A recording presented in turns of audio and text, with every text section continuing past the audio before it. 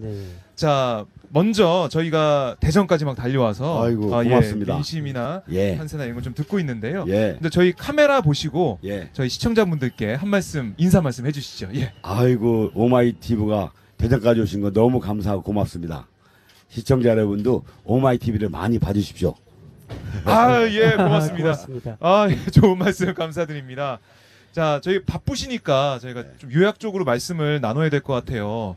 사실 이번에 그러니까 지난번에 도전하셨다가 다시 도전하시는 건데요. 네. 이번에 어떤 공약을 주요 공약으로 내세우고 계십니까? 아마 정책 공약은 정말 많아요. 네. 그래서 뭐 한 가지 얘기하기가 쉽지 않은데 그 중에 예. 하나 주요 공약. 우선 시민들이 많이 관심 갖던 도시철도 2호선을 아, 네. 제대로 속히 추진하는 일입니다. 아, 예. 지난번에 그 시장은 도로상에 노면으로만 갔어요.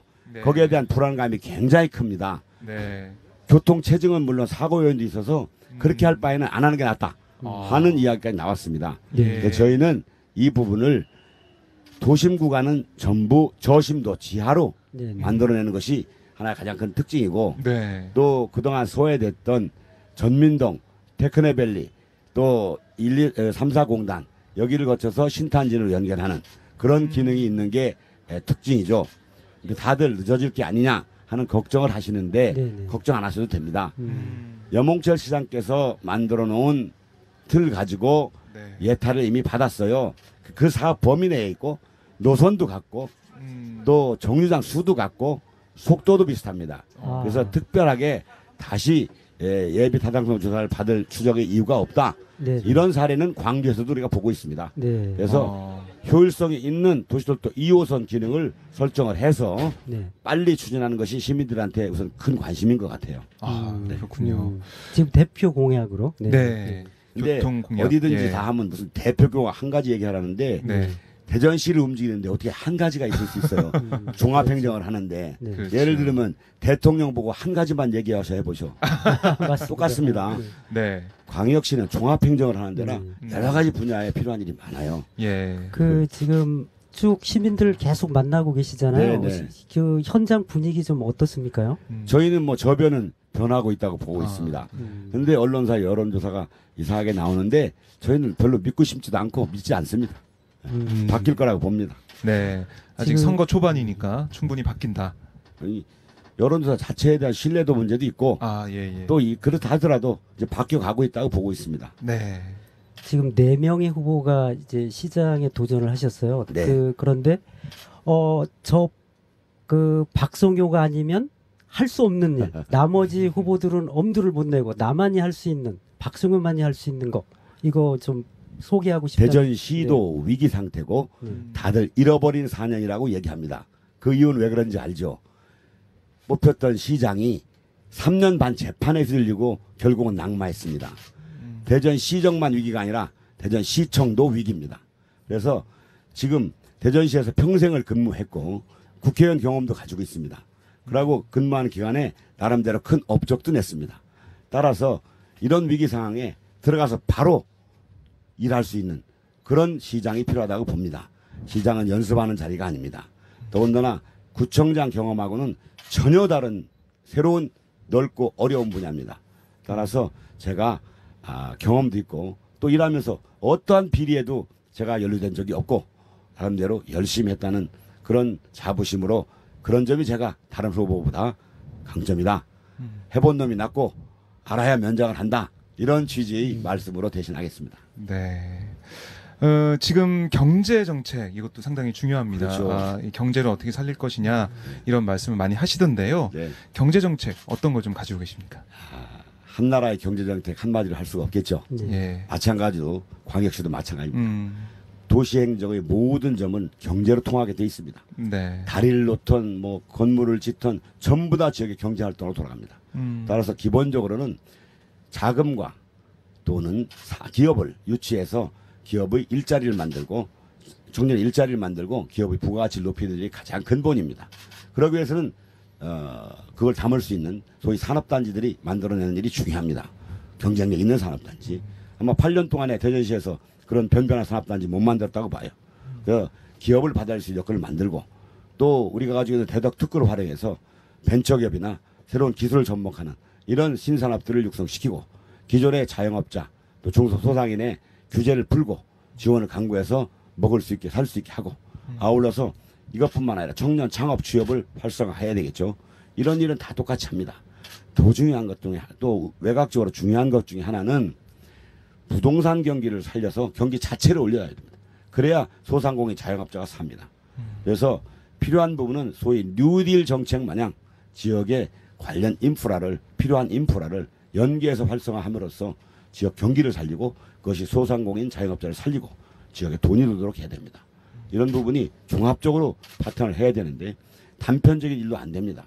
따라서 시정 전반에 대한 종합적인 이해가 가지고 있어야 이런 종합적인 경제 살리기 정책이 가능합니다. 그래서 제가 적임이라고 감히 말씀드리고 소위 보직도 제가 경제에 관련된 국장을 5년 한 사람입니다. 네. 그렇죠. 대한민국에 그런 사람 없습니다. 네. 그리고 시장까지 오롯이 대전시에서 근무한 사람이에요. 뭐 실적 얘기하려면 너무 많죠. 그 많은 세월의 일들이니까. 네. 당 지지율이 상대적으로 오르지 않아서 그 지금 그 여러 차례 기자회견 통해서도 홍준표 대표의 당 체제에 관한 좀 비판적인 목소리를 내신 적도 있는데 네. 자유한국당이 조금 더 사랑받는 신뢰받는 정당이 되게 하기 위해서 조금 주문하고 싶다면 당 체질 개선을 위해서 이 자리를 빌어서 한번 좀 소개를 좀 해주시기 바랍니다. 제가 보기에는 저희 당이 혼날 만큼 혼났지 않습니까? 네. 전직 대통령 2명이 감옥수 갔잖아요. 그리고 수 없는 사람들이 감옥수 가고 처벌받고 했잖아요. 그래서 이제는 새로운 분위기를 받아내야 되는데 약간 그 변화의 속도가 느린 것 같고 또 우리 대표께서 이 말하는 그 틀이 우리 충청도 정서하고는 잘 안 맞아서 가끔 어려움을 겪는 게 사실입니다. 따라서 저도 페이스북을 통해서 우리 대표에게 한마디 한 적이 있습니다. 대전 안 오셨으면 좋겠습니다. 왜냐하면 나가보면 네. 대표가 마음에 안 든다고 지적하는 사람이 많아요. 네. 아니 그래서 선거를 치러야 되니까. 그 박세우 후보님께서 공개적으로 대전 안 내려오셨으면 좋겠다 이렇게 말씀하신 적이 혹시 있었나요 그동안? 토론회에서도 그렇게 했습니다. 오늘 예. 한번 다시 한번 또 강조해 주셨습니다. 네. 아무튼 이번 선거 이제 열흘 남았습니다. 열흘 예. 동안 열심히 뛰셔야 될 텐데요. 오늘 시간 바쁘신데도 저희가 모셔서 정말 근데 한마디 더 해도 돼요? 그럼 네네네 하셔도 이거 됩니다. 참 중요한 얘기인데 네. 다른 후보에게 잘 됐습니다만은 네. 대통령께서 취임사에 기회는 균등한가? 공정하고 과정은 뭐 고청하고 결과는 정의로운 이런 멋진 말 하셨는데 과연 민주당 후보는 그 대통령의 취임사 연설 기조에 맞는가? 지금 거론되는 게 발가락 절단으로 인한 병역 기피 의혹이 있잖아요. 그 부분이 해명되고 확실하게 납득이 됩니까? 걱정이 되는 게 하나 있죠. 두 번째 더 큰 것은 아무 근거도 없이 장애 6등급을 받았어요. 네. 이건 간과할 수 없는 얘기입니다. 발가락 하나 잘린 것 갖고는 어느 장애인 대상, 장애 등록 대상도 법적으로 아닙니다. 근데 어떻게 장애 6등급을 받습니까? 편법과 불법과 허위 문서 이런 것들이 작용되지 않고 어떻게 가능합니까? 이거에 대해 설명이 없어요. 이런 후보가 과연 문재인 정부의 국정 철학과 맞는지 되묻고 싶어요. 노무현 대통령께서 편법과 반칙이 없는 이런 사회 만들자고 했죠. 이 후보는 거기에 적합한가 되묻고 싶습니다. 예, 지금 이제 그 박성호 후보께서는 상대 후보의 이제 도덕적인 문제를 집중적으로 좀 제기를 해주셨고요. 네. 네, 알겠습니다. 저희 유권자들이 판단하실 거라고 생각을 하고요. 끝으로 저희 또 시청자분들께 끝 인사 말씀을 해주시죠. 시청자님 6월 13일 날 투표하십니다. 투표로 인해서 여러분이 살고 있는 도시의 미래가 결정됩니다. 아무리 당의 인기가 있어도 결국 일은 사람이 합니다. 그 사람은 경험 있고 깨끗하고 비리에 어긋내지 않는 믿을 수 있는 사람이 되어야 됩니다. 그렇지 않으면 시민과 그 도시가 망합니다. 참 말하기 곤란합니다만 근거 없는 허위 그런 문서로 인해서 어떤 이득을 보는 행위를 했다면 그런 사람한테 시정을 맡기면 말아먹겠죠. 그리고 그걸 인정하는 대전 시민은 망신당하겠죠. 잘 판단해 주시기 바랍니다. 네, 고맙습니다. 네, 바쁘신데 감사합니다. 저희 갑자기 요청을 드렸는데도 네. 이렇게 와주셔서 언론 항상 감사드립니다. 갑자기 하시더라고요. 그래 미리 뭐 준비되신 분처럼 그렇게 네. 그 술술술 인터뷰를 좀 해주시네요. 네. 생각이 요새 나서 그렇습니다. 네. 유세에서도 뭐 외람되지만 그런 말을 했어요. 아, 예, 알겠습니다. 저희 오늘 제가 말씀 좀 과장스러웠나요? 아닙니다. 이것도 계속 지금 방송 방송 나오고 있습니다. 네. 네. 이렇게 편안한 방송 또 자유로운 방송 네. 처음 경험해 보는데요.